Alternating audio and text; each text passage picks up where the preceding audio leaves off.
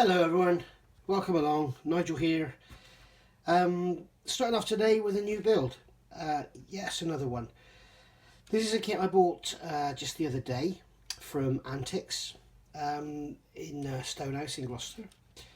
Beautiful kit, absolutely love it. It's the Copper State Models British Armoured car Lanchester.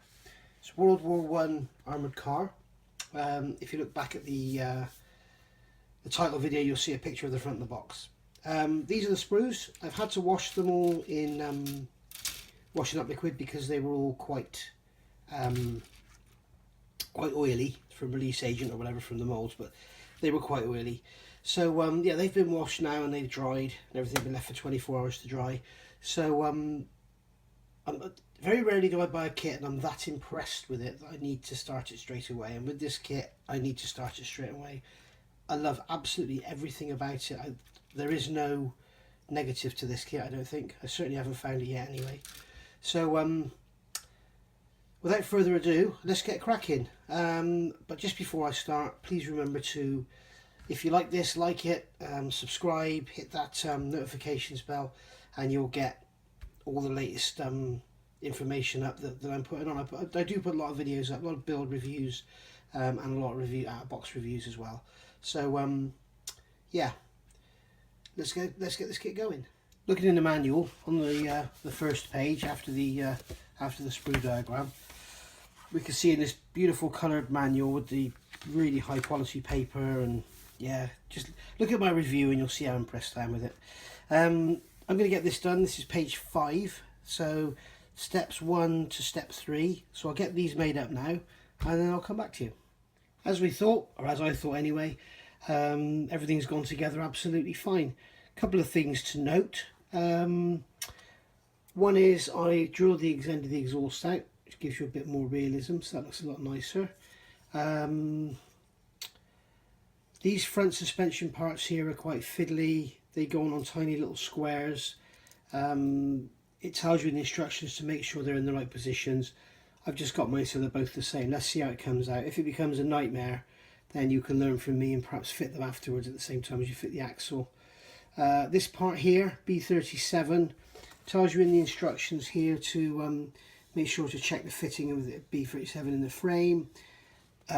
Basically the ends have to poke through the bodywork and fit the coil springs to the front.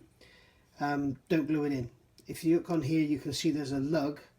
There's a lug there, larger diameter. I think it's supposed to go like that so that it's actually in the hole, whereas the instructions like it maybe has to be inside. So I'm not going to glue it for now. Just leave it loose, and then when I come to fit the struts, then it'll be glued in then.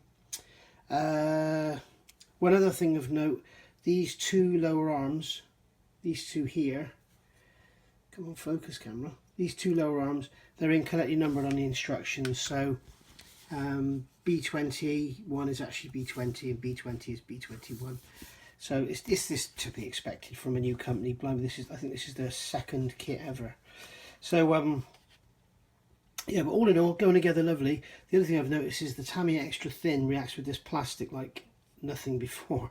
You sort of put it on there, touch it, it's gone. It glues really, really well. So yeah, that's a nice thing to have. So let's get on with the next stages. Right, so we've now got up to step 7, which is page 6 of these instructions. Everything went together nice and neatly. Just a couple of things to note in my opinion. When you fit the axle, the front axle, it sort of glues 2 pins on the end of the springs here. And then these here are the bits you added in step 1. These arms, these radius arms they are. I'll just grab them with the tweezers just so you can see what I'm talking about. These here, in my opinion, leave them loose. Sorry, leave them loose. Just glue the axle to the end of the springs and don't glue those radius arms, because basically when you put it down you want to be able to pull it and bend it about to get all 4 wheels touching the ground, or all 6 wheels should I say. So if the back axle is true to the chassis and this one isn't, then you need to be able to move it around to get it to go down, so you can just twist it, get it where you want it, and then glue those radius arms then, and now hold it. The other thing that's a bit problematic, if you look at this step here, you have the front axle, which is like a solid beam, and then the end swivels glue on as separate items on a tiny little peg, and you can see here they're telling to watch the alignment. You can see the join here, so the join is not actually where the swivel is, it's sort of inboard of that, and I don't know, it's not a very positive location.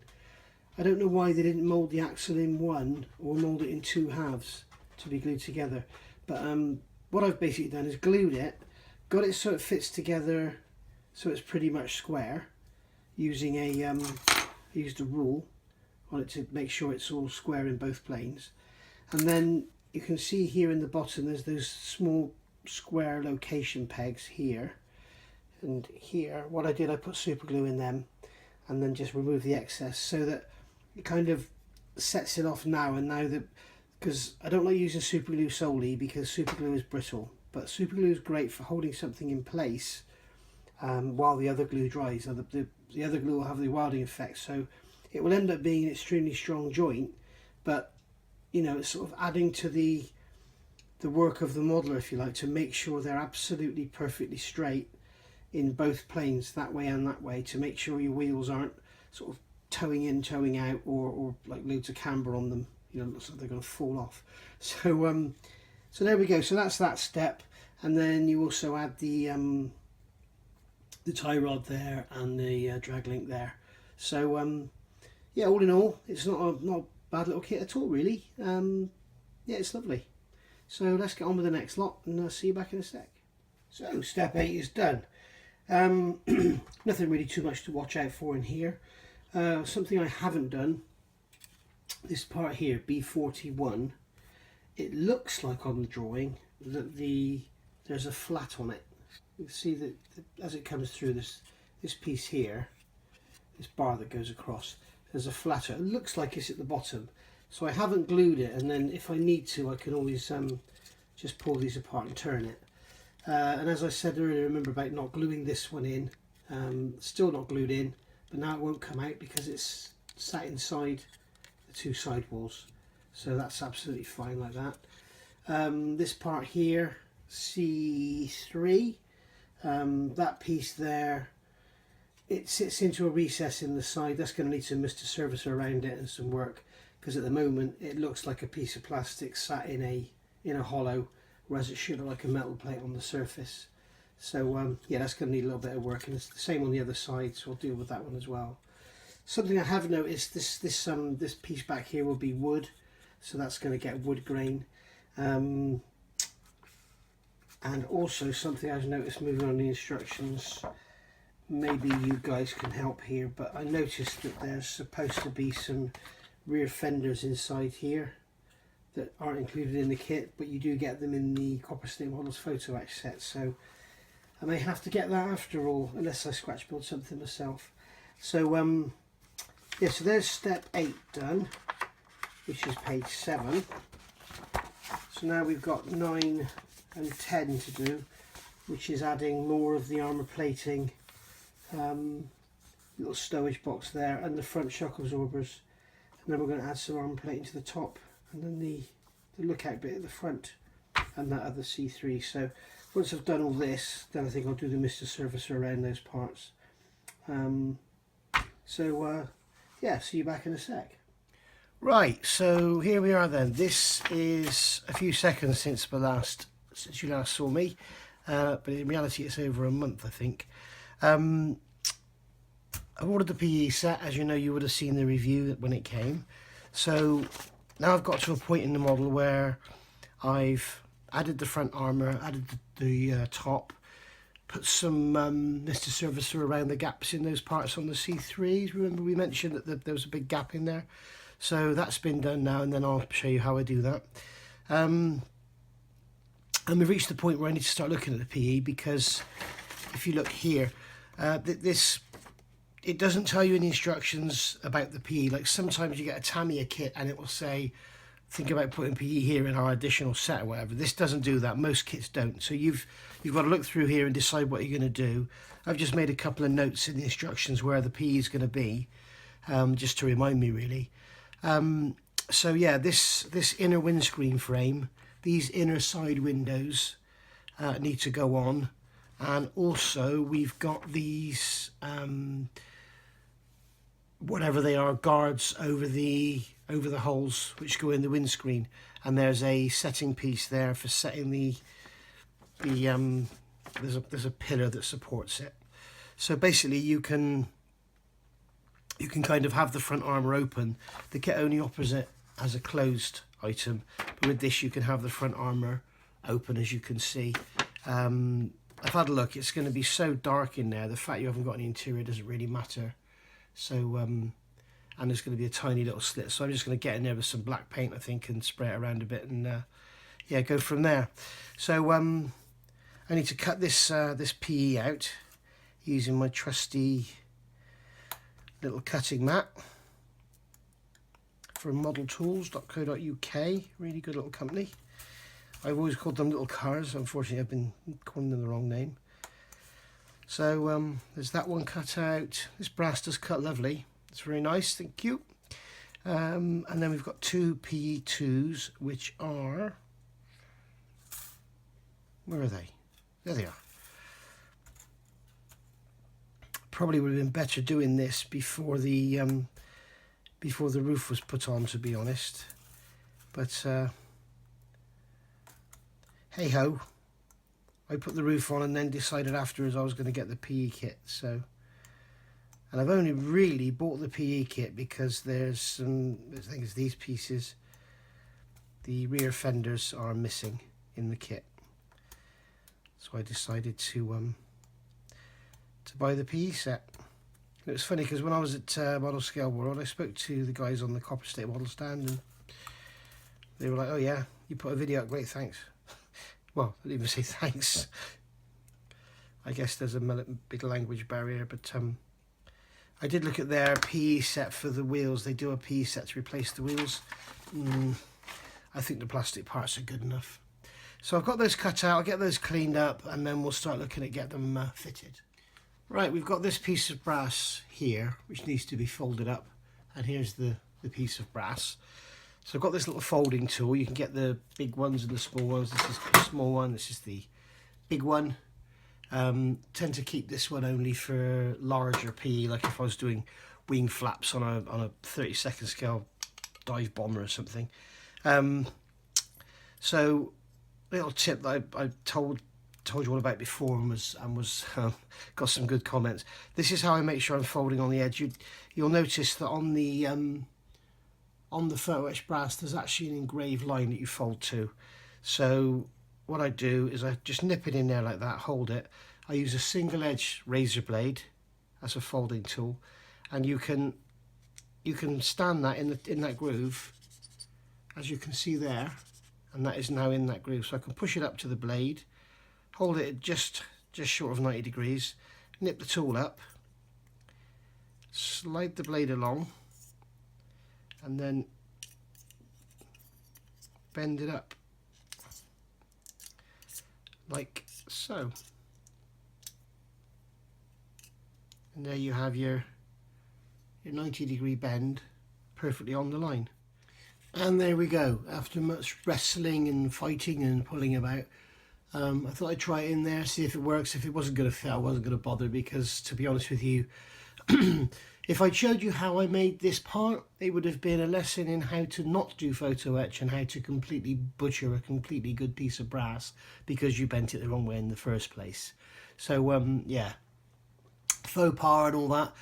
But to be fair to Copper State Models, whether it's because I made a complete bodge of it or I don't know, but that is slotted in there easily and it's staying there on its own. There's no super glue on that, it's just clipped in. Obviously I'm going to put some super glue on it now, but the fact that I've done this with the roof attached and the front attached and everything, it could have been so much more difficult. So thank you, Copper State Models, you've done us proud there. So if you have got this kit and you want to get the Photo-etch set and you want to get on building it, carry on. There's no problem at all. Getting these side windows in I think is going to be a little bit tricky, but let's have a look. We'll see when we get there. Right, so I've got these parts off the fret now. These parts number 5, and they go on the armoured plating over the windscreen. And as you can see here, they're glued on in front of the slots, the viewing slots. I've looked online because they don't look right to me, and I could only actually find one photograph with these fitted, and they were of a captured vehicle.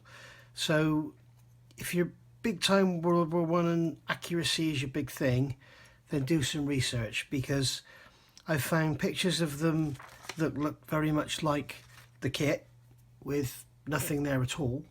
I've found pictures with like a box section underneath that looks like they had something that slid across or something, I don't know. But it looks like there was some armour around that area. But as I said, I only found one picture with these things fitted as they're shown there.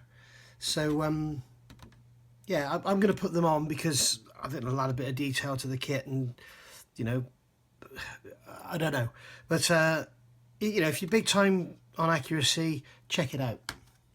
Another little tip for anybody who's new to Photo-etch, this is something I normally do myself. When you've got small parts that have no location, these are just directly stuck onto this face. If you stick the PE to a piece of this Tamiya vinyl tape, the reason I use the vinyl is because it's adhesive, but you can sort of manipulate the parts underneath it rather than it being stuck solid like masking tape. So you know, you can actually move them around. So stick them to the tape, stick the tape onto the plastic, and then using 2 pairs of tweezers you can pull it all around and position everything like you want it, just like that, and then just like that. And then what you can do is, I'm just going to hold that one with the tweezers, get some of the super glue with my little applicator, and just run some super glue in behind like that. The capillary action will take it in. Then next one,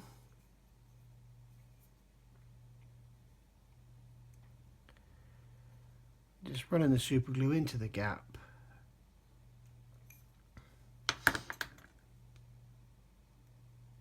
and that's it. So they're glued in place. Now give that a couple of minutes for the glue to go off, and then just pull the tape off and you're away. I've started on this, you've got this chamber on the side of the, here we've got this this chamber on the side of the car, and you can see you make up this bucket with the handle and the strap and everything and put it in the, and it's wonderful. What I've done, I've thinned out the wall of the plastic around the on the drum, on the container, but this little bucket, I've rolled the brass as I usually do. If you want to know how I do this, look back at, I've done a Wingnut Wings machine gun cooling jacket demo where I roll it and solder it. I'll do the same here, but it's got a base piece that clips in. You can see here you've got the outer, then you've got a base which goes in, P27, and the handle goes on the outside, and that is literally all clipped together. Really nice. It's there's a little bit of a gap down the side, but the solder will take care of that. So yeah, just want to show you that, guys. And there we go, guys. Here's your little World War I bucket with the moving handle and everything, and that just sits in that little bin like that, and then the handle should flop over forward, but because it's 2-dimensional it won't go over. So whether it should actually go over or not, I don't know. Maybe it should actually just stay there, because yeah, anyway, there you go. That adds a little bit of interest to the model, and that goes on the, that then goes on the side here like so. So that adds a bit of a touch of detail to it. And one other thing I forgot to show you, this horn, I've just drilled it with progressively bigger drills, and as you can see you end up with this cone shape, and then just sand it all out, and then to smooth it all out just get some Tamiya extra thin in there and just go around it with a brush, and it makes it look a lot more realistic. Right, so I've attached the bucket container on the side and put the bucket in. It's only just sat in there, it's not glued. They do give you some photo-etch straps. You're supposed to put the strap over the top of the bucket, but I've decided that what I'm going to do is I've put the straps like somebody's undone the straps, taken the bucket out, and they can't be bothered to do them back up again. That way I can paint the bucket separately and put it in after, rather than have it in there now. So yeah, that's one option for you. Fitted the front shock absorbers, put the strap on the toolbox on the side and fitted that on. Not sure of the accuracy of that, but I'm following their instructions whereby they say the strap goes over the top and is pulled to the side. So I'm assuming that the actual buckles for that strap would have been in the centre of that box. So I've gone on the centres and then have it pulled across. Right, this area here, you can see I put Mr. Surfacer. If you remember, if you go back a few minutes ago, you'll see these parts C3. They glue into recesses in the side of the bodywork, but they actually look like they are plastic parts glued into a recess, whereas they should look like a flat metal surface bolted onto the side of the bodywork with the 4 bolts as seen there. So what I need to do is remove now the excess of that without removing any of the bolt detail. So I'm going to take a cotton bud and use some acrylic thinners. I find this AK high capacity thinner works really well at dissolving Mr. Surfacer. You can use any acrylic thinners though, don't use cellulose, it's too aggressive, it will remove all your detail. Cellulose is okay. You'll see Mr. Flory uses it a lot when he's doing exhaust tubes and intake tubes on jet aircraft, and yeah, it's fine in there. Don't hang around too long because it will destroy the plastic, but yeah, watch him do it, he's a master at it. I tend to use acrylic myself.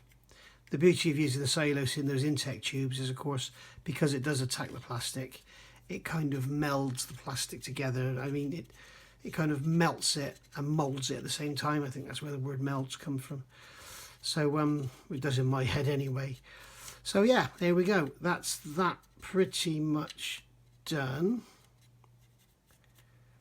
You can see how quick it is. The cotton bud obviously falls apart because the bolt detail there, but just dry it off with the other end. And as I say, it's best to, you put this Mr. Surfacer on, it's best to do this sort of within an hour or two. If you leave it a few days, it's a lot more difficult. It still works, you can still get it off, but it's just, you know, what I've done there in sort of 2 or 3 minutes would have taken you about, I don't know, 5-10 minutes if you left it a few days. So you can see there that now that plate looks like it's bolted on the surface rather than sat in a recess which was too big for it. So there we go. Oh, these front shock absorbers I haven't glued the tops, just in case I need to get a bit of twist in there to get it to sit on its 4 wheels, or 6 wheels should I say. So there we go. That's step 10. I was looking for the steps then. Step 10 is up, and now we're going to start looking at the rear suspension, adding rear axle and prop shaft. That takes us up to step 15, and then we're starting on the top turret. Just before we move on to the suspension, you can see I've done some wood graining on here. The way I do that, get one of these JLC saws or any very fine, you need a very fine razor saw, and all I do is just hold the part and use the saw to go across the wood, and sometimes go side to side.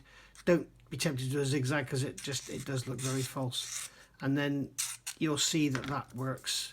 You'll see my wing nut wing stuff where I've done wood grain, and also on the ambulance I've done a lot. So yeah, so that is how you do, or how I do, wood grain.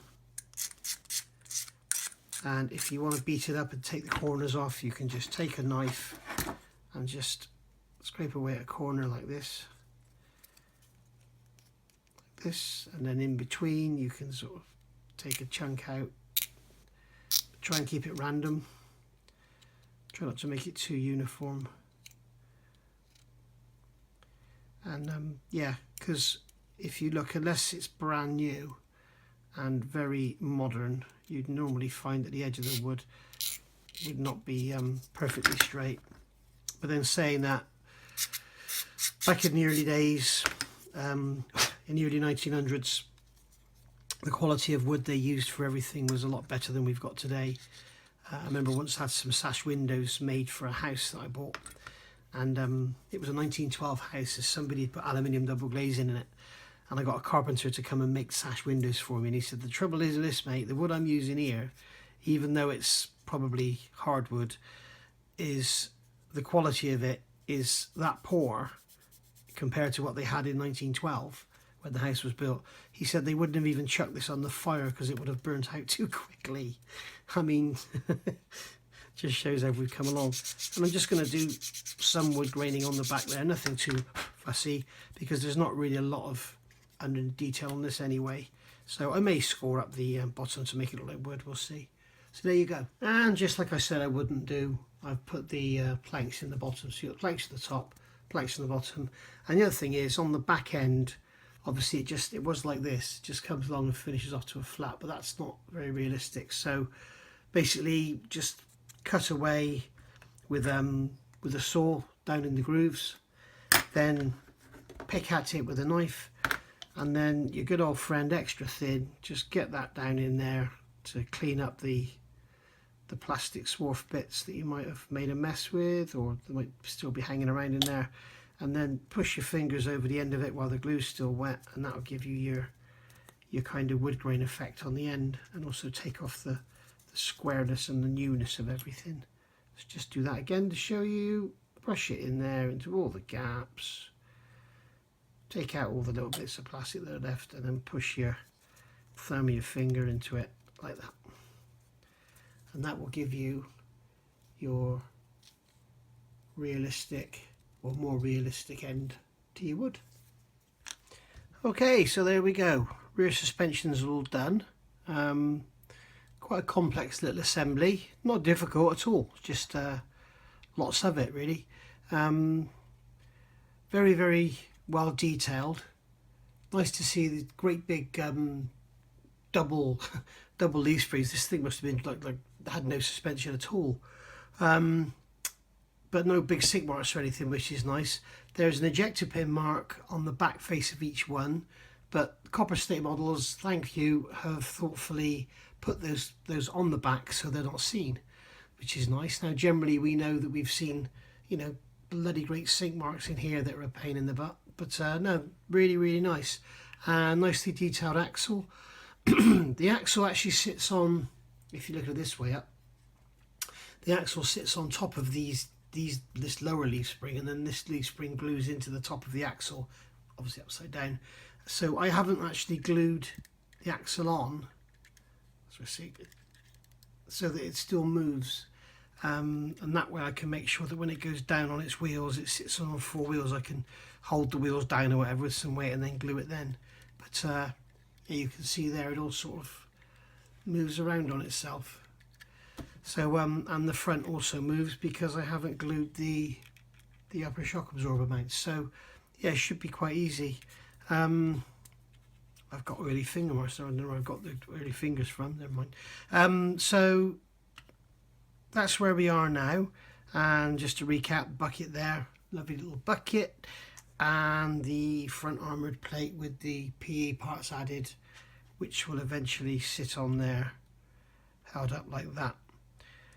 What I'm thinking, you're going to actually, when you look down in here, with the top over, you can't, I mean, once I put the top over, you can't really see anything in there, but I'm thinking about just getting a figure and just putting him on a bit of blue tack or something, just have a face behind there. I think that would be a bit interesting if you sort of did look down. So yeah, sort of very futuristic actually, isn't it? It almost looks like an M16. But anyway, so there we go.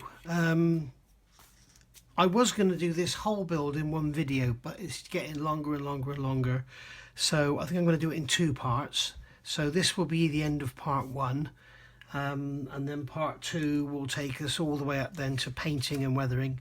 This will be, and also finishing off with this photo etch set. There's a lot to go on yet. And then next is going to be the turret. Let's get this out of the way. We're going to do the turret, then we're going to work on the headlamps, mud guards, rear panel there, and then the wheels and tyres, toolboxes, unditching beams, and that's it. But the thing is, now moving forward, there's a lot of photo etch now. There's photo etch brackets to go on the mud guards. The front mud guards are completely replaced. The rear mud flaps, which you don't get in here, are in the PE set, and there's also some panelling which goes in here that's not in the PE set. That's not in the kit, sorry, it's in the PE set. There's all sorts of brackets and buckles and stuff for it, so I may as well show you here. As you can see, complete front mud guards are made out of PE. We've got the I'm assuming they're like blackout lights for the headlights. There's these the guards that go on the side of the barrel, obviously to armour the barrel, machine gun. Wing nuts there which go on to hold the spare wheels. Then we've got the rear mud flaps, British type and the Belgian type there, which you don't get in the kit. That's already done. You got these brackets here, brackets there, these panels here. So yeah, quite a lot to do. So that'll be part 2, which will be up shortly. So be sure to look in. I'm enjoying this build. It is a lovely, lovely, lovely little kit. It really is nice. It goes together like a dream, and I think the PE set is well worth it. It's ever so cheap. It's about £13, and I think when you see those front mud guards and everything, it's just going to look bloody gorgeous. And I mean, in this little bucket, I just think that just adds such a little extra realism to it, having that little thin metal bucket in there. You know, it's lovely. So yeah, well done Copper State Models. You've done a really good job. I look forward to seeing some more stuff from you. So thanks for looking. If you like what you see, please like and subscribe. If you don't like what you see, please tell me why. Please tell me what I need to change, what I need to do, and yeah, we'll go from there. So I'll speak to you all soon. Bye bye.